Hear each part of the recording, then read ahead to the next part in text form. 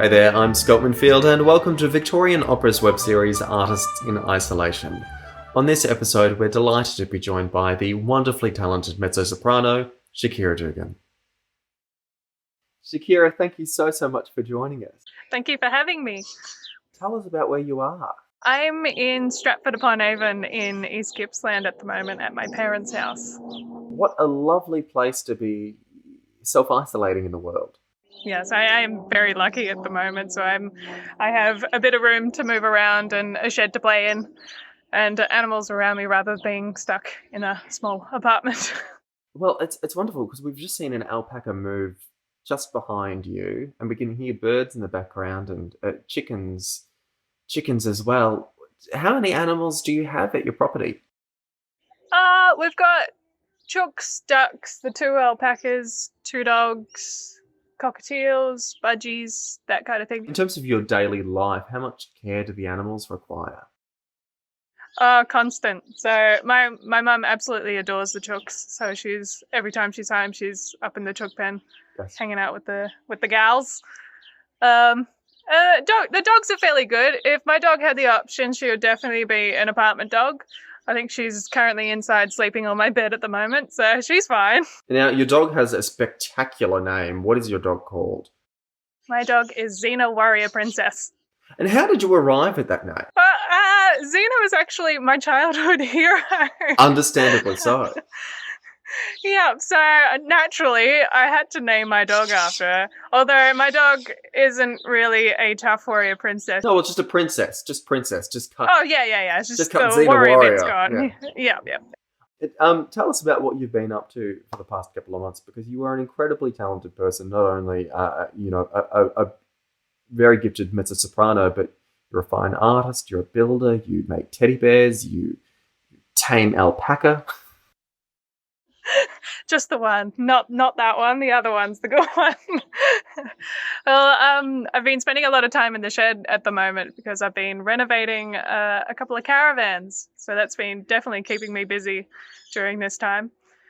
Or I've been doing some drawings. I do a lot of commissions of pets. So people send in photos of their dogs or their cats and whatever, and I draw them a picture. Do you have a favourite type of animal to draw or favourite subject of any kind? Definitely dogs. I'm very much a dog person and I spend a lot of time with dogs, so they are the best thing on this planet. I think many people, particularly at Victorian Opera, would agree with you about that.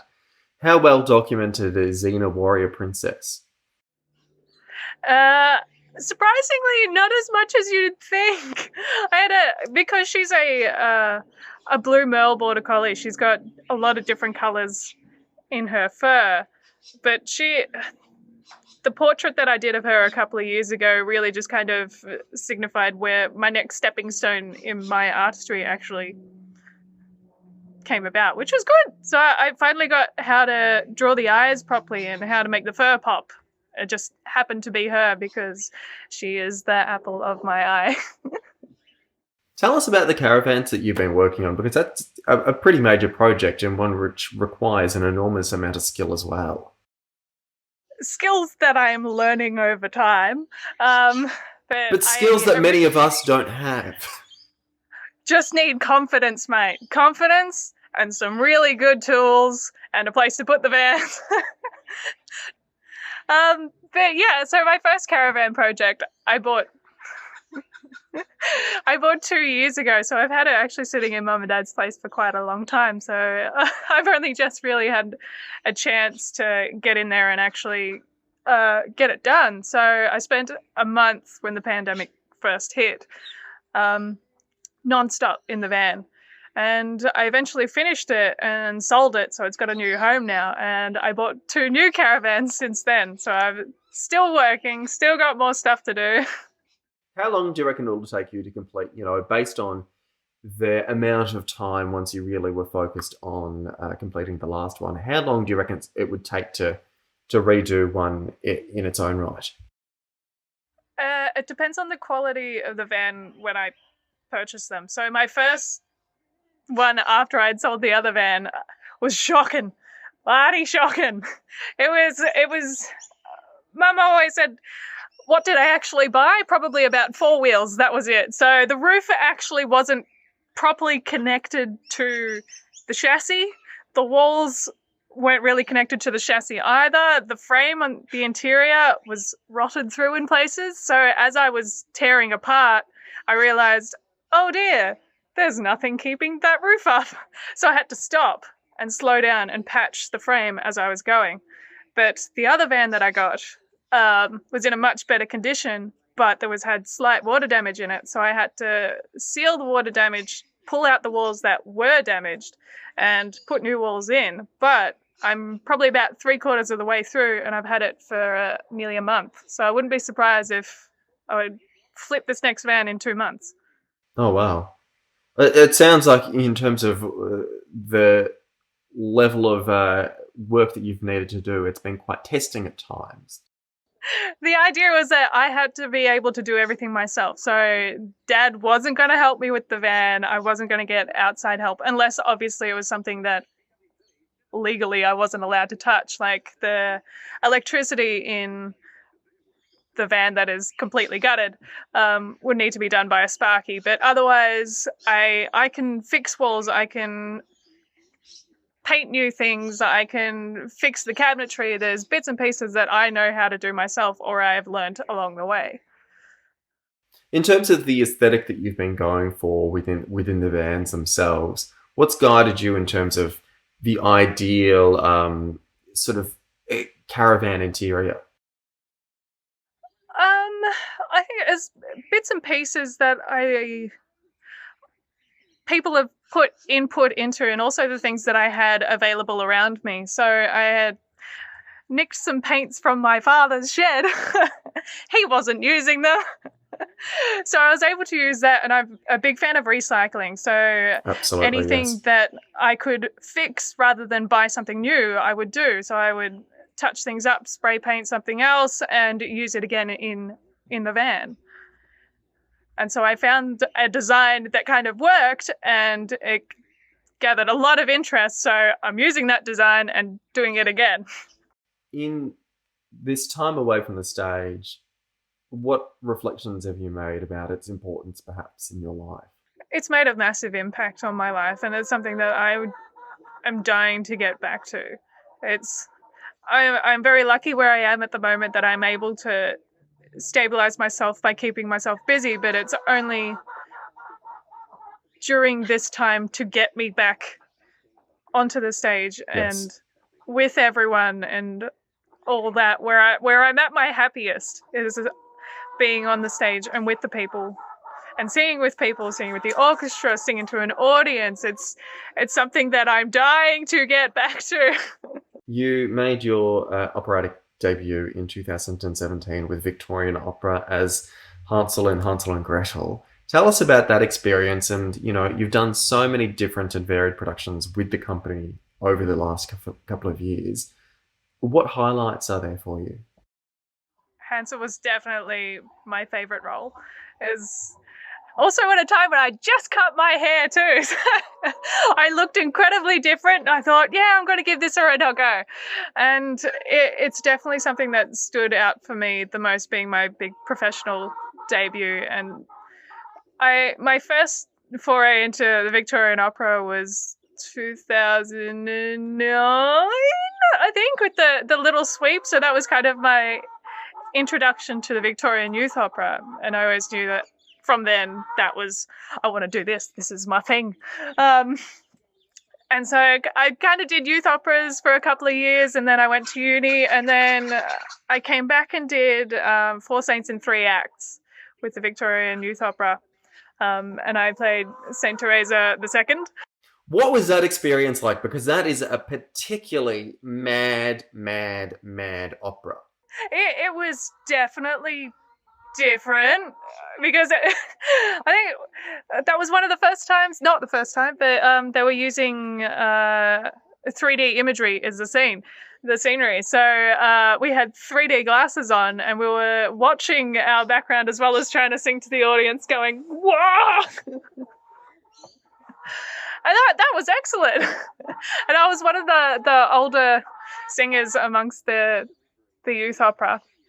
So it was very good to see where you kind of stood in the industry at that point. And then after that, I got asked to come back and do Hansel and Gretel, and then that was my professional launch. And then since then, I've done things like the Magic Pudding. That was good.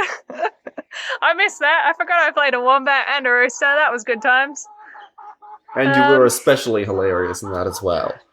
Thank you. That was definitely my defining moment. I lost so much weight. You wouldn't tell because I was in a fat suit at the time, but I was so fit. They're very hot, I hear. They were quite warm, and then I had my costume over the top of that, and then you had to run. Like, I would have the pudding held above my head in a fat suit with 20 kilos of costume and run. I was fit. In terms of, singing is clearly an extraordinarily important aspect of your life. What are your aspirations in terms of what you would like to do within your career? It's a tricky one. So this year for me was supposed to be a really, really big year, and it's hard not to go with everything that happened like straight away. Recently, I lost my last contract, and so that kind of just nail in the coffin with this year. So it's hard to kind of pick where the trajectory of my career is going to be at this point. I'm not sure. I'm dying just to get back to my company in Melbourne, and then I'll find my feet from there. But baby steps at this point. So keeping my voice strong is very important because that's something that I just want to be able to jump straight back into. But obviously getting used to being around people again will probably be a hard enough thing. But also that's something that I miss the most about being around other singers. At a couple of points throughout this year, you've worked with Victorian Opera. You took part in our Access All Areas education program, and you also recently performed a wonderful recital. What were those experiences like for you in returning to singing in a collaborative sense, be it with a pianist or with other colleagues as well? Looking back on it now, it was kind of surreal. Like at the time, I think it was a while since I had sung, essentially, and so being around people that I'm like, oh my god, hey, how you been? I haven't seen you in ages. Hi Philippa, hi Phoebe, hey gum. And then just being able to sing, you'd stop singing and you just almost cry because you were that happy to just be doing exactly what you want to be doing and need to be doing. Your body almost goes through a full cycle of, you, my God, you needed to do that.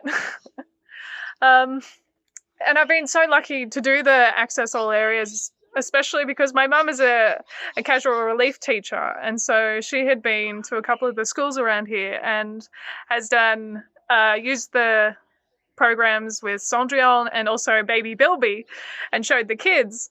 And so I went to a couple of these primary schools at Bundalagua, Airlie and Nambrook Denison and just said hi to the kids and sang a bit for them. So breaking the fourth wall essentially and showing them that you can do what you want to do.